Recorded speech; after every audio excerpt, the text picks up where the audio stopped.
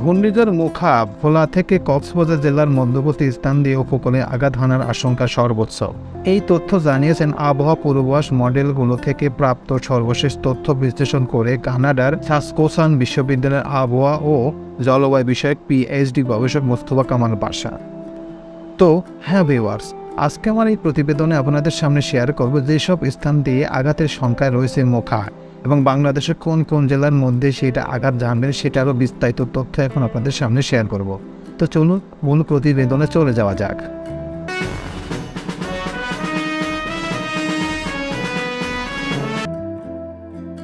ঘূর্ণিঝড় মোখা যেসব স্থান দিয়ে আঘাতের আশঙ্কা।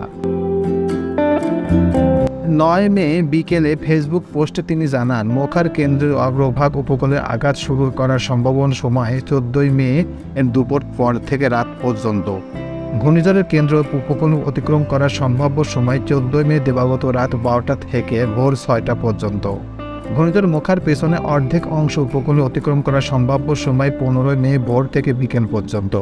সম্ভাব্য ঘূর্ণিঝড় উপকূলে আঘাত করার সময় এটি অত্যন্ত তীব্র ঘূর্ণিঝড় কিংবা তীব্র ঘূর্ণিঝড় হিসেবে উপকূল অতিক্রম করতে পারে। ঘূর্ণিঝড় মোখার বাতাসে সর্বোচ্চ গতিবেগ ওঠার সম্ভাবনা রয়েছে 116 থেকে 190 কিলোমিটার।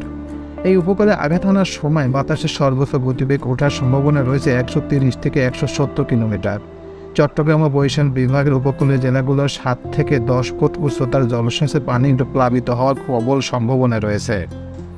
গভীর বঙ্গোপসাগরে মাছ ধরতে যাওয়া ছোট নৌকা জেলেদের জন্য ঘূর্ণিঝড় সতর্কতা আজ মঙ্গলবার দিনের শেষের ভাগের কিংবা আগামীকাল বুধবার দুপুরের মধ্যে দক্ষিণ বঙ্গোপসাগর নিম্নচাপ সৃষ্টি হওয়ার প্রবল সম্ভাবনা দেখা যাচ্ছে।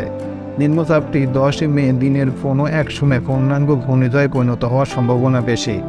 উপকূলীয় এলাকায় কোনো জেলে ছোট নৌকা নিয়ে 10 মের পরে মাছ ধরার জন্য গভীর বঙ্গোপসাগর উদ্দেশ্যে যাত্রা করে প্রাণ নিয়ে উপকূলে ফেরার সম্ভাবনা খুবই ক্ষীণ।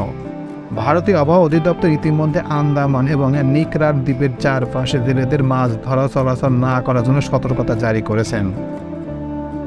তো এই ছিল মোটামুটি আমাদের আজকের প্রতিবেদন। উপরোক্ত প্রতিবেদন থেকে আমরা একটা জিনিসই বললাম যে 10 মের পরেই গভীরভাবে এই ঘূর্ণিঝড় বাংলাদেশের চট্টগ্রাম এবং বরিশাল বিভাগের যে কোনো জেলার উপর দিয়ে প্রবাহিত হতে পারে, আর এর মধ্যেই যে কোনো জায়গায় হবে এবং কি কি প্রভাবাস হবে সেটা সবই বিস্তারিতভাবে আপনাদের সামনে শেয়ার করলাম।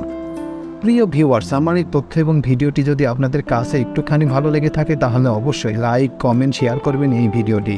আর যারা এখন পর্যন্ত আমার এই চ্যানেলটি সাবস্ক্রাইব করেন নাই তারা দ্রুত আমার এই চ্যানেলটি সাবস্ক্রাইব করে রাখবেন। তো আজকে এই পর্যন্তই, সবাইকে ধন্যবাদ জানিয়ে এখানেই শেষ করছি। আল্লাহ হাফেজ।